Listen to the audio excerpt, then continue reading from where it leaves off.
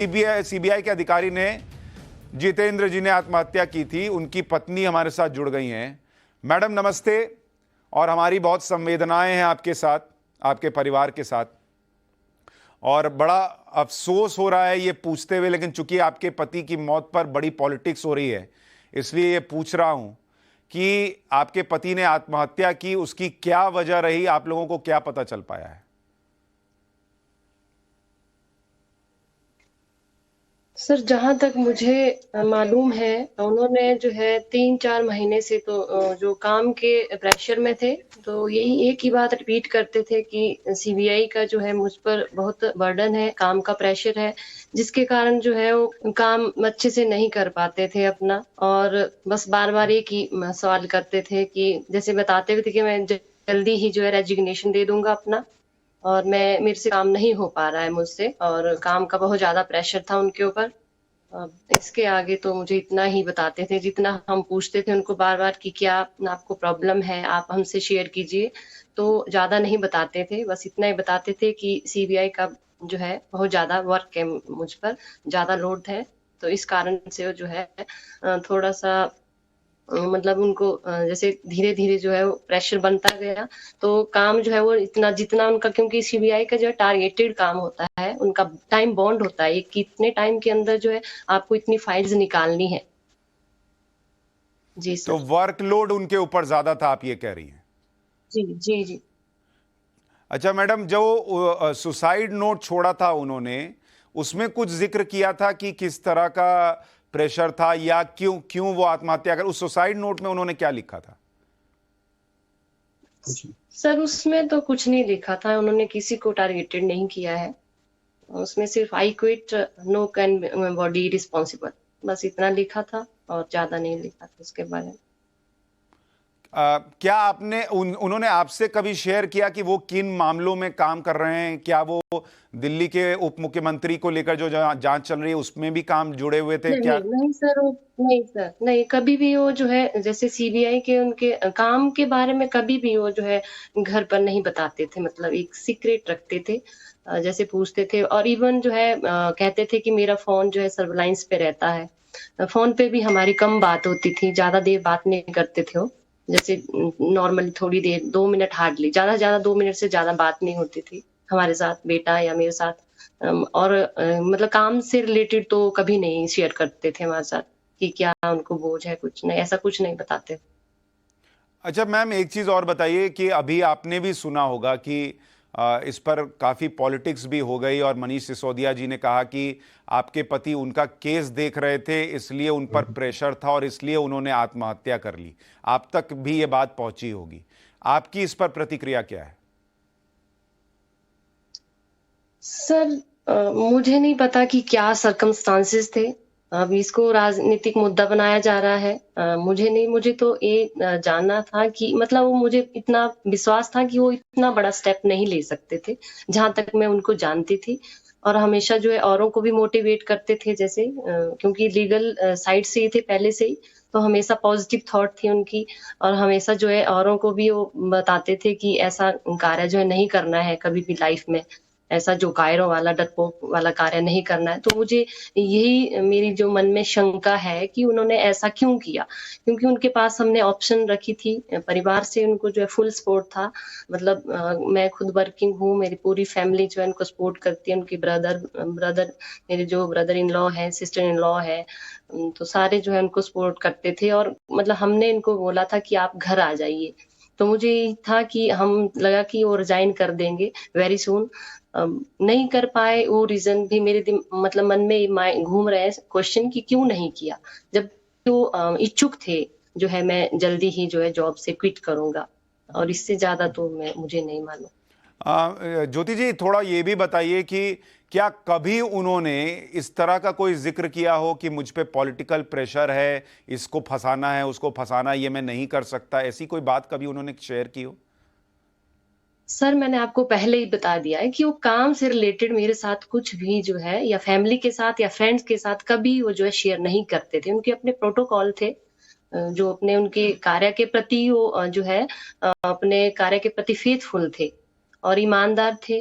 लेकिन वो मतलब कहीं कहाँ कभी भी जो है नेवर किसी के साथ मतलब कभी शेयर नहीं करते थे कि मेरा काम ये वहाँ पर इवन हमें जो है मुझे जब मैं उस दिन फर्स्ट को हम वहाँ पहुँचे दिल्ली, तो मेरे जो ब्रदर इन लॉ है उनको उसी दिन उनके रैंक का भी पता चला कि उनका rank DI equivalent to DIG है। और मुझे भी फर्स्ट डे पता चला कि उनको एंटी करप्शन की ब्रांच दी गई है। उससे पहले उन्होंने मुझे ये भी नहीं बताया था कि मेरे पास कौन-सी ब्रांच है। मैम, जो बात आप कह रही हैं कि वो आपसे भी शेयर नहीं करते थे, किसी से शेयर नहीं करते थे, इतना प्रोटोकॉल फॉलो करते थे, तो फिर जब आपने मनीष सिसोदिया जी को ये कहते हुए सुना कि मेरी केस की जांच कर रहे थे, मुझे फंसाने का दबाव था, इसलिए उन्होंने आत्महत्या कर ली, तो आपको नहीं लगा कि जब आपको ही कुछ नहीं पता था तो मनीष सिसोदिया जी को कैसे पता लगा? वो तो सर मैं नहीं बता सकती हूँ, उन्होंने किस वे पे कहा होगा, इसके बारे में मुझे नहीं मालूम। उनका बयान सुनने के बाद पहला भाव आपके मन में क्या था कि क्या ये हो सकता है कि मेरे पति को इस वजह से अपनी जान देनी पड़ी? सर प्रेशर तो था उनके ऊपर काम का, लेकिन क्या प्रेशर था वो मुझे नहीं मालूम। मतलब हमारी फैमिली में से किसी को नहीं मालूम। प्रेशर तो कहते थे कि काम का बर्डन है, लेकिन किस वे का काम करते थे वो हमें नहीं मालूम था। मतलब कौन से उनके पास फाइलें थी, कौन से केस थे, इससे रिलेटेड हमें कुछ मालूम नहीं। अच्छा मैम, ये जो वो कहते थे कि उनके ऊपर काम का बर्डन काफी है और वो सीबीआई की नौकरी छोड़ना चाहते हैं, ये कितने वक्त से कह रहे थे, कितने दिन पहले उन्होंने ये कहना शुरू किया था? उन्होंने जो है फरवरी के बाद से कहते थे, फ़ेब से उनका कंटिन्यू था फरवरी, मार्च अपॉन अभी तक जो है वो कहते थे। बीच में फिर मेरा भी था कि मैं अपनी जॉब छोड़ देती हूँ, फिर नहीं कि आपने भी छोड़नी, मैं जो है जॉब जल्दी ही छोड़ रहा हूँ, बस इतना कहते थे। तो अगर वो फरवरी से ये कह रहे थे कि उन पर काम का दबाव बहुत है, तो मतलब दबाव तो थोड़ा और पहले से रहा होगा, और यहां तक पहुंचने में कि कोई आदमी सोचे नौकरी छोड़ दूं, और वो महीना अगर फरवरी का है, तो उसके पहले से प्रेशर रहा होगा। और मनीष सिसोदिया जी का केस तो उसके काफी बाद का है, तो दोनों का कनेक्शन देखकर तो नहीं लगता। सर ये तो नहीं मैं कह सकती, लेकिन दबाव था बीच में उनका, जैसे जो उनके हायर ऑफिसर थे उन्होंने भी बीच में उनको ट्रांसफर के लिए भी कहा कि हम आपकी ट्रांसफर बॉम्बे कर देंगे, आपसे काम नहीं हो रहा है। तो ऐसी बात भी उन्होंने मुझे वर्बली बताई थी बीच में कि ऐसा भी मुझे कहा जा रहा है कि आपसे काम नहीं हो रहा है यहाँ पर, तो आपको जो है बॉम्बे ट्रांसफर कर दिया जाएगा। तो इससे थोड़े और डिस्टर्ब हो गए थे, क्योंकि बॉम्बे जो है काफी दूर हो जाता है हिमाचल से, तो इस कारण भी वो डिस्टर्ब थे। कोई अपील आप करना चाहेंगी, क्योंकि आपके पति की मौत पर अब चूंकि पॉलिटिक्स भी हो रही है, आप कुछ कहना चाहेंगी नेताओं से, चाहे किसी भी अपील पार्टी के हों?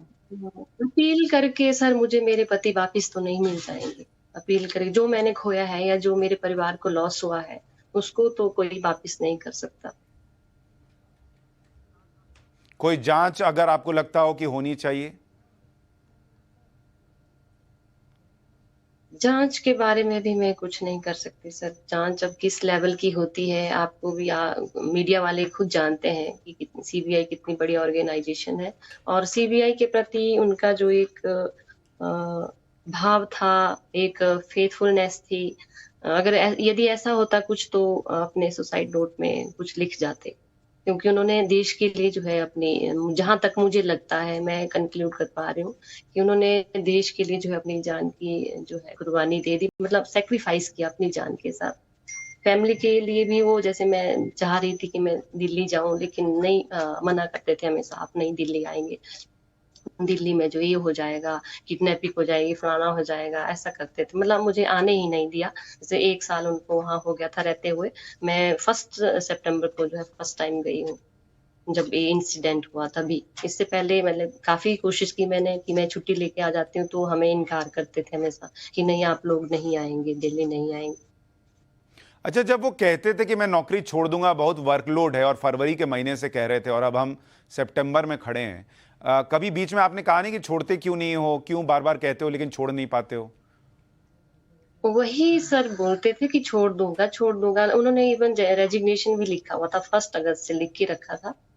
तो फिर जब मैं कहती थी कि आप दे दो, तो बोलते कल दे दूँगा, कल दे दूँगा, कल करके ऐसे टालते रहे। और जब उनकी पीए से भी, पर्सनल जो असिस्टेंट थी, उनसे बात हुई दिल्ली में, तो उन्होंने कहा कि 31st को 6 बजे जो है उन्होंने साइन कर दिए थे और फिर उसके बाद उन्होंने जो है फाड़ दिया अपना रेजिग्नेशन। अब क्या सच है, क्या झूठ है, ये तो मुझे नहीं मालूम। या तो सीबीआई वाले वहाँ बता सकते हैं और या तो जो चले गए वो बता सकते थे कि सचमुच में उन्होंने साइन कर दिए थे, उसके बाद फाड़े हैं जो अपने रेजिग्नेशन था। इस बारे में तो कुछ नहीं मैं बता सकती। मैम एक आखिरी प्रश्न, उनके अपने साथियों के साथ कैसे, दफ्तर में जो साथी थे उनसे कैसे संबंध थे? कभी कोई झगड़ा मनमुटाव हुआ हो जिसके बारे में उन्होंने जिक्र किया हो आपसे? नहीं सर, नहीं ऐसा तो कुछ नहीं था। इवन उनके काफ़ी कलीग जो है उस दिन आए थे, तो सभी जो है रो रहे थे कि बहुत अच्छे पर्सन थे, नाइस पर्सन थे।